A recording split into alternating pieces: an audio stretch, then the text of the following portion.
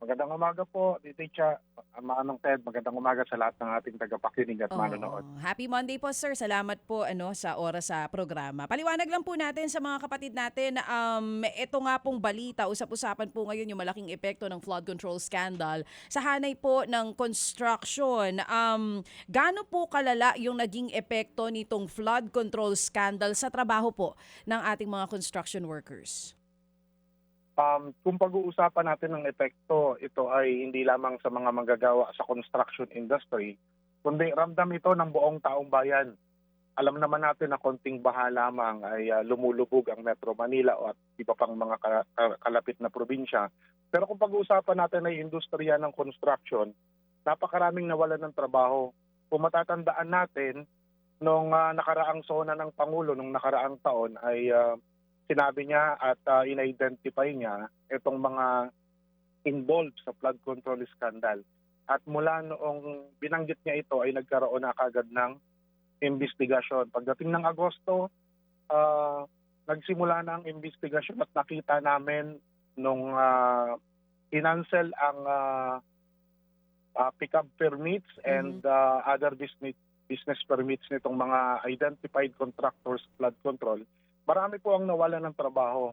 Sa Mhm. tansya po namin, hindi lang po ito bababa sa mahigit 100,000 na mga manggagawa sa construction. Kasi bawat construction companies na kinansela ang kanilang pick-up license or pick-up permit, marami pong mga manggagawa ang nagtatrabaho sa bawat kumpanya na yan. So imagine na lamang, 15 yung identified na construction companies at pangunahin nga dyan, yung kumpanya ni Saldico at saka ng mga Diskaya, ilang manggagawa ang nagtatrabaho dyan dahil sa laki at lawak ng kanilang proyekto. Plus dagdag pa rito, may mga subcon yan. Hindi lang naman sila yung nagtatrabaho eh. Pinapasubcon nila yung ibang trabaho dyan para mapabilis. Yun nga lang, sobrang bilis talaga kasi wala naman talaga eh. Rules nga lumabas eh. So sa impact talagang massive unemployment ang naranasan ng mga manggagawa sa industriya ng construction mula nitong matuklasan itong flood control scandal at magsimula ang investigasyon. So Ah, yun, mahigit po sa 100,000 manggagawa po. Pero if we're talking about unskilled workers, kasi nabanggit nyo pinaka-apektado unskilled workers dun sa 100,000, ilan po ang unskilled workers doon? Kung meron man po kayong datos. Sa estimate po namin, kasi hindi po namin mabigay yung eksaktong detalye kasi nga yung iba Mm. po naming na-profile ay ghost talaga, wala talaga. At yung iba naman Mm. ay nagsiuwi na ng kanilang mga probinsya, recruited sila from different provinces, from Visayas, from Oo, Mindanao, oo. at saka sa Region 1 and Region 2. So, unskilled ang pinaka-apekto kasi syempre, yung iba dyan, hakot lang ni foreman eh. Hakot lang ni engineer eh. Wala silang sapat na kasanayan, wala silang training. Kumbaga, masabi lang na kailangan nating magtrabaho, may available na trabaho dito. Kung gusto ninyo, interesado kayo, so pasok kayo. So, ang nangyari niyan, recruit sa iba't ibang probinsya, kahit na walang kasanayan, kahit walang sapat na kaalaman. Kaya nung nahinto ang mga proyekto, dahil nga walang kasanayan at walang sapat na kaalaman sa sistema ng trabaho, walang pagpipilian kundi bumalik sa kanilang probinsya. So, sa pinaka-apektado, itong mga unskilled talaga ang tinamaan. Kasi yung mga skilled Mm. natin, anytime naman pwedeng lumipat ng ibang kumpanya yan, mag-a-apply lang ulit yan. Tama, So, oo. yung kanilang kasanayan, yung kanilang karunungan, nagagamit nila para makapagsimula muli ng bagong trabaho. Oo. Pero yung mga unskilled, wala talaga. Mm. Uuwi na lang yan kasi wala naman silang sapat na kasanayan Mm. para magamit sa pagsisimula muli. Oo. So, Sir Santi, itong mga unskilled workers natin affected sa flood control scandal, talagang rekta, uwi ito ng probinsya. Wala silang fallback dito na pwedeng maging hanap buhay para may kita pa rin, pambigay po sa kanilang pamilya? Wala po eh. Yung amin pong mga naka panayam ay karamihan diyan mga Muslim, mga kapatid dating Muslim, yung iba diyan mga taga Samar, taga Leyte, may iba pa mga taga Davao, taga Cagayan de Oro. So dahil nga hinakot lang naman sila para lang ma-accomplish itong mga bogus na project, Yes po. ay nung nahinto itong mga proyekto na to dahil sa iskandal, walang pagpipilian kundi umuwi sila. So yun talaga dahil nga hinakot lang naman sila, Mm. yung karamihan pa nga dyan ay katatapos lang ng junior high school, basta ano lang, basta kaya, malakas at saka walang pili sa trabaho, so pwede na. So karamihan dyan, mga nagsiuwi na ng probinsya, pero sa datos namin, more or less, nasa 80% ng mga unskilled, yung napauwi na dahil nga wala silang sapat na kasanayan para magsimula muli o maghanap ng bagong trabaho dito sa Kalakhang, Maynila. Oo. Sir Santi, meron na po ba kayong ugnayan sa DOLE para po dito sa mga displaced workers natin na hopefully wag na pong madagdagan? Last September po, nagkaroon po ng pagpupulong ang aming organisasyon, ang National Union of Building and Construction Workers at ang Department of Labor and Employment po sa pangunguna ni Yusek Bitonio. At doon po tinalakay namin kung ano yung po pwedeng maitulong ng Department of Labor para sa mga displaced workers Mm. na apektado nitong flood control scandal. Kasi ang NUBCW po, part din po siya ng Department of Labor Mm. sa ilalim ng Construction Industry Tripartite Council. Oo. So bahagi rin po kami yan. Kaya wala kaming ibang option kundi makipagtulungan at maabot yung mga naapektuhang manggagawa at matulungan yung kanilang mga pamilya. Tinukoy nga nila dyan yung kung wala pang pamasahe pauwi ng kanilang probinsya, pwede silang tulungan ng TESDA kasi nasa ilalim na ng Department of Labor Mm. ang TESDA ngayon para sa kanilang reskilling at saka upskilling. Oo. Ganon din naman yung mga apektadong pamilya nila, tutulungan sila para magkaroon ng livelihood at makatawid-tawid ng kanilang pang-araw-araw na pamumuhay. Tapos yung programa ng DOLE na tupad at saka DILP na extend yan sa kanila. Oo. So nabigyan sila ng oportunidad para mabigyan ng pagkakakitaan kahit sa maikling panahon lamang. Ito yung nagbenepisyo ng ilang mga programa ng Department of Labor sa ilalim ng tupad at saka yung DILP natin. Oh, that's nice. At least meron na palang ginawa yung gobyerno ukol po dito sa mga displaced workers natin. Tama po yung sinabi nyo, under the tupad, kasama sila yung mga uuwi ng probinsya sa pwedeng matulungan ng DOLE. Pero yun pong sinasabi ninyo na sa TESDA naman, pwedeng mag-upskilling nung kanila pong mga kakayahan.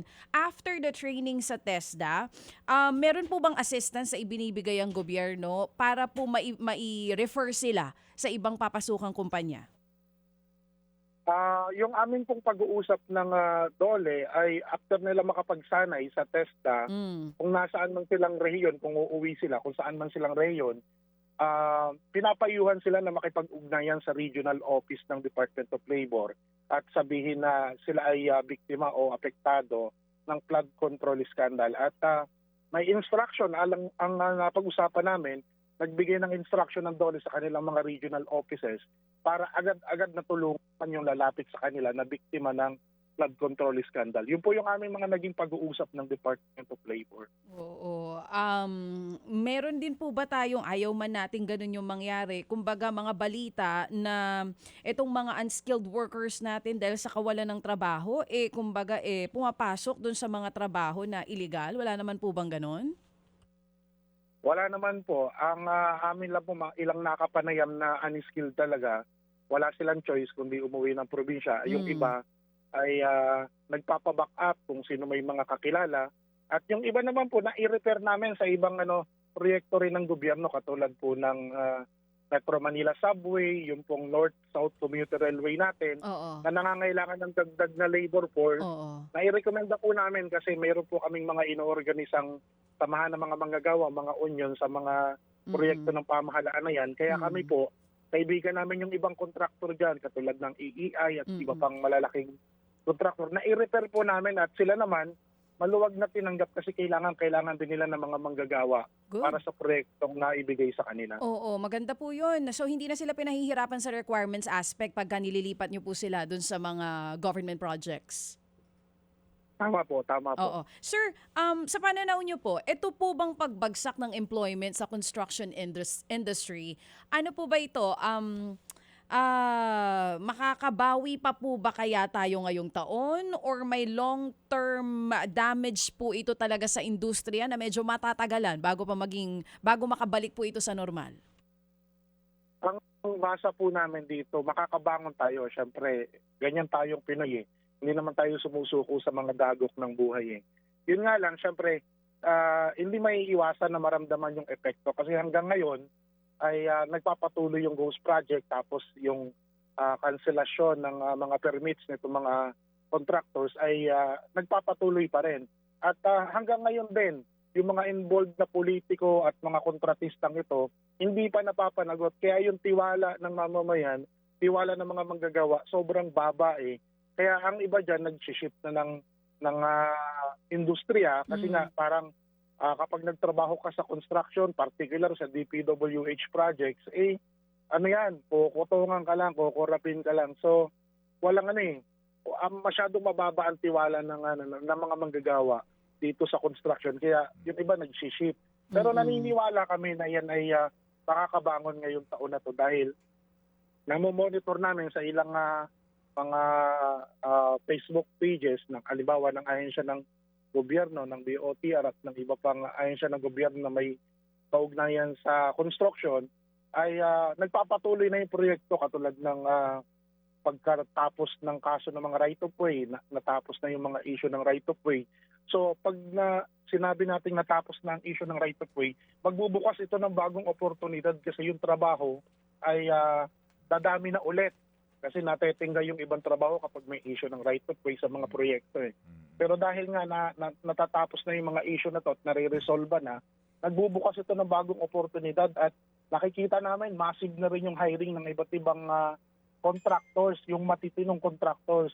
Nakikita namin. Kailangan lang talaga dagdagan natin ng kasanayan at kaalaman itong mga manggagawa natin para umangkop yung kanilang kasanayan doon sa hinihinging trabaho ng mga proyekto natin. Oo. Makakabawi po yan, wala pong duda yan. Ay oo naman nga, yun lang ang atin dito kung gaano kabilis yung recovery natin dahil hindi may tatanggi na ang construction industry ay labor intensive. Kaya nga yung pagpapalaganap ng maraming pagawaing bayan ay magandang susi din sa pagpapaunlad sa ekonomiya. Yan nga yan, yung nga lang, no? Nahaluan nitong gantong uri po ng gantong kalawak na korupsyon, kaya ito ho ang ating kinasadlakan. Kaya salamat na marami sa iyo, Santi, ha, sa iyong paliwanag at mas nauunawaan na rin namin ngayon ang inyong sitwasyon at katuwang niyo ho kami sa paghahanap ng accountability, pananagutan sa mga responsable dito nang sa ganon magtanda silang lahat at tayong lahat. Salamat, Sir Santi. Salamat din po, Manang Ted. Salamat din po, DH. Apo, salamat na marami. Si Ginoong Santiago Nolia. Siya po ang Secretary General ng grupong National Union of Building and Construction Workers. Mga kapatid, brothers and sisters, saan ka pa? Dito na tayo sa totoo. Dito na tayo sa True FM. Mga kapatid, mag-subscribe and follow po kayo sa social media accounts ng True Network PH. Yan po kami, hanapin nyo lang True Network PH, Facebook, Instagram, YouTube, TikTok, and podcast. Mapa Apple or Spotify man yan, mahahanap nyo kami. Lahat ng mga napapanood at napapakinggan nyo po sa programa, nasa social media accounts namin yan. So paano mga kapatid? See you sa social media!